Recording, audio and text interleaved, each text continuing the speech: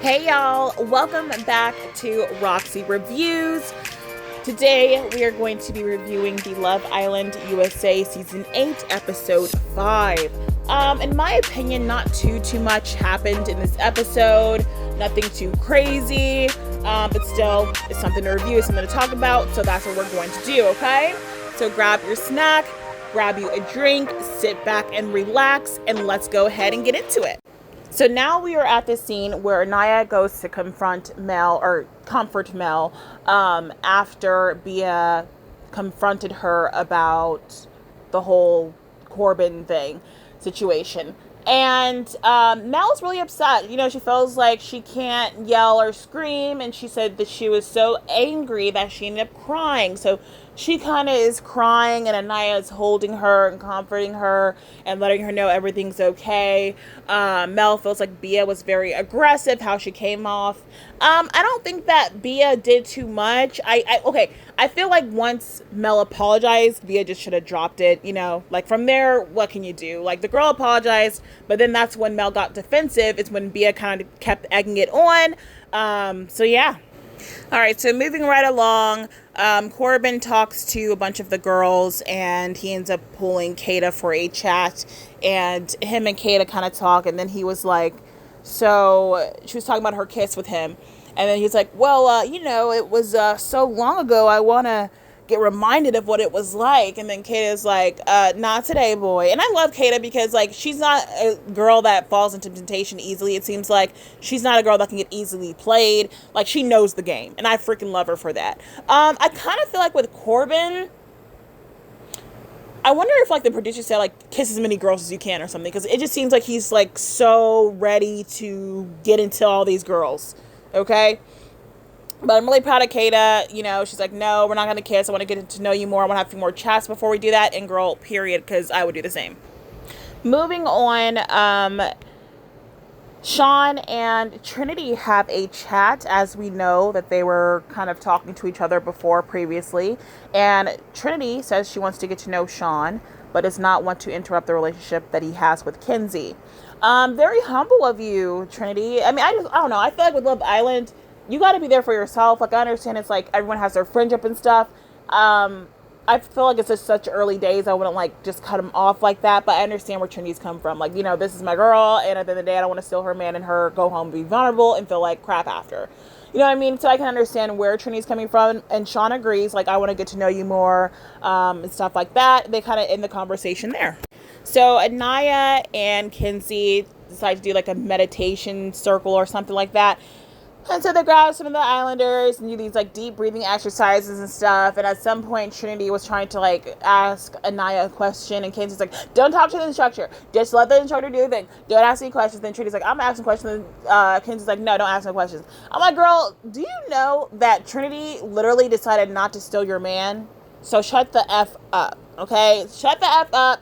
Do your little freaking split on the dick like you've been doing this whole damn time, and just do a little meditation, girl, and hush up, okay? It's not that serious. So Corbin and Kenzie go for a chat, and pretty much Kenzie is telling him, like, I don't want to be played, yada, yada, yada. Truth is, Kenzie, Corbin is playing you. I feel like with Corbin, Kenzie came across the most desperate, and he was like, okay, I'll go for her. At the end of the day, he's a bombshell. He needs to couple up quickly. And to me, Kenzie was giving desperate as energy. Now, I'm not going to lie. I would be desperate too, because at the end of the day, no one in the villa is really feeling you. I guess her and Sean had a thing. But it wasn't like super strong connection to me. I think it was more so just like a lot of kissing and lust. I don't think it was like something meaningful. And especially with Corbin, it's nothing meaningful. I can tell by the way he looks at her that he's just not really that into her. I know that his words and his mouth is saying things like, oh, you're so hot. Oh my God, you're my type. Oh my God, you're so hot. I feel like out of all the girls in the villa, Mel would be Corbin's type. Out of all the girls in the villa, I feel like that would be his type. That's the type of girl he would like on the outside. But since he's on Love Island, he's on a TV show, and Kenzie is desperate as hell, he is with her, okay? But she's like, just don't use me, you know, don't play with me. I don't want to be played, girl. He is playing you, girl, and you are going to allow him to play you like a damn fiddle. Finally, Bia and Mel have a chat, and, I don't know how I felt about this. I feel like Mel was kissing Bia's ass, honestly, because it was just like weird. Like, you guys were just like beefing, and then Mel, you were calling her a B word in the confessional, and you were crying and going off and having this meltdown and saying that you're so angry all you can do is cry, to being Bia's biggest hype man. And it just seemed fake AF. And I feel like she was doing that so that she looks good to the viewers. Like, I kind of feel like she's like, oh, well, I don't want to look like, I'm coming too hard on the girl who's disabled or something like that. It just seemed really fake. You know what I mean? Especially because if she wasn't having like a huge scene last night and she didn't cry and walk off and give me 10, give me 10. If she wasn't doing all that, okay, I feel like it would be genuine. But because of all that happened and she was like so upset with Bia, and then all of a sudden you're her biggest hype man. Oh my gosh, like you're so feminine. Oh my gosh, like you can play sports with boys. Mel, what? Like, I don't know. It just seems so weird. And Bia, on her side, I felt like she was being super genuine.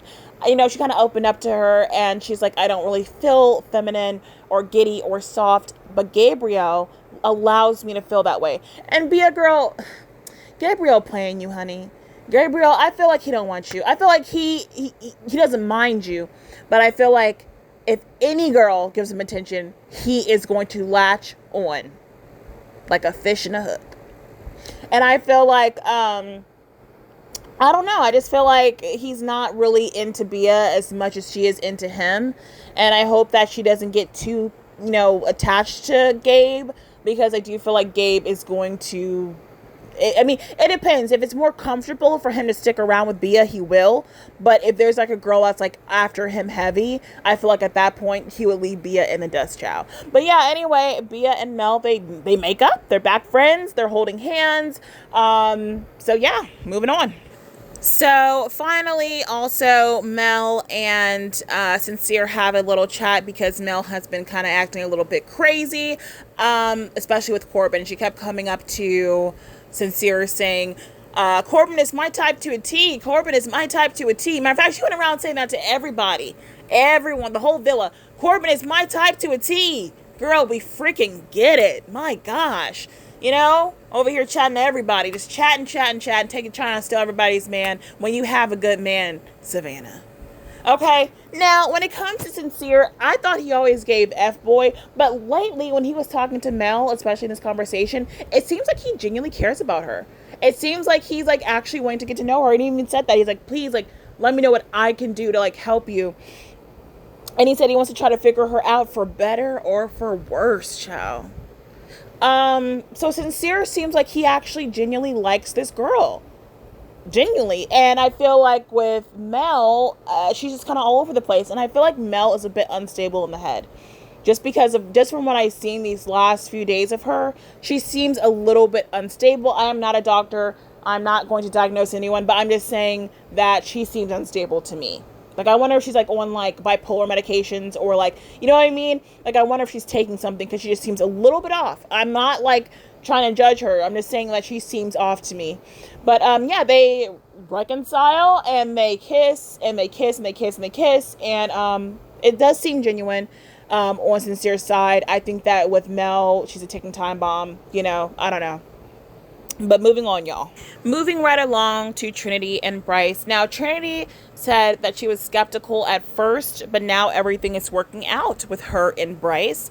And Bryce is like, yeah, especially after you've seen them white-ass hips, yeah. And, I don't know. I feel like his thrust, or humping, whatever you want to call it, Bryce's, wasn't all that. But Trinity seems to like it, so I love it. Something about them doesn't seem genuine. I don't know what it is. Something about them doesn't seem genuine. It seems like they like each other. Maybe it's just early days. Maybe it's just early days and they're slow burners. I don't know. It just isn't giving me like, I really like you. But maybe it shouldn't. Maybe it's only a few days in and they just, but Love Island, everything is so quick. Everything moves so fast. I mean, it's only like, 6 weeks? So, I don't know how to feel about that. But Trinity and Bryce seem very, very happy. They're talking and flirting. And, yeah, Trinity seems like she's more comfortable around him. And let's move on. So, Anaya and Casey have a really pretty chat, a really beautiful chat. And Casey seems to, I think he really likes Anaya. I'm not sure if Anaya is feeling him, and I'll tell you why. So, Casey tells Anaya how, with black women, especially darker skinned black women, how the world can put them in a negative stereotype, which is very true, and how he sees the beauty in them, and when he thinks of a black woman, he thinks of her. And I didn't really know how to take that at first, but I think he meant it well. And, sometimes I feel like guys say all this stuff just to get in your pants as a black woman. But I've been seeing him where he was wearing, like, clothes outside the villa that said "Black woman is art." And, like, a few times he was wearing, like, outfits and shirts that said that. So I'm like, oh, maybe he really is, like, a person who celebrates, respects, honors black women. If so, that's amazing, and I think that's very beautiful. However, I don't think Anaya truly likes Casey because, like, she seemed like that really touched your heart, but she didn't even kiss him. They had a hug, but it's like, I don't know, like, if I'm feeling a guy and he said all that to me and I felt like he was being real, I would have made out with him right there. You know what I mean? Like, but she didn't, I still feel like it's like she's a big sis and he's a little brother vibe. I'm sorry. I don't see any sexual tension between them. It's like looking at like two cousins talk, two siblings talk. That's the vibe I get. All right. So now we're towards the end of the episode. Ariana Madix comes out and gathers all of the islanders to the fire pit. It is time to recouple. Love Island's first recoupling. Now it's with a twist though. New boy bombshell Corbin can pick any girl he wants. That's a little twist, okay? So Corbin's actually first, and he picks, you guessed it, Kenzie, of course. And so him and Kenzie are happy together, okay? And that means Sean's vulnerable because Sean was counting on Kenzie or Trinity to pick him, right? So now he's like super vulnerable. So the couples, they go Mel, Sincere, Anaya, Casey, Bia, and Gabe. And I thought that Bia's speech about Gabe was really sweet, by the way. And then last but not least, Trinity picks Bryce over Sean, which is kind of like a no-brainer. We all kind of knew that was going to happen. And then from there, Sean looks heartbroken. I mean, this was just kind of sad for me. Like, I'm not like a huge Sean fan, but I got a little bit emotional because, for one, he quit his job being a cop, and Sean probably doesn't know this, but the mayor of Sean's hometown made like a video stating that, like, he should never quit the police department to go to Love Island. And for me, I'm like, who are you to say that? That's Sean's life, and Sean can do whatever he wants to do with his life and put his time wherever he wants to go. And his mom, Sean's mom, did speak up for him. But yeah, I don't like that the mayor did that. And Sean, once he sees that clip or post or whatever, once he leaves the villa, I'm pretty sure he'll be like pretty shook about that.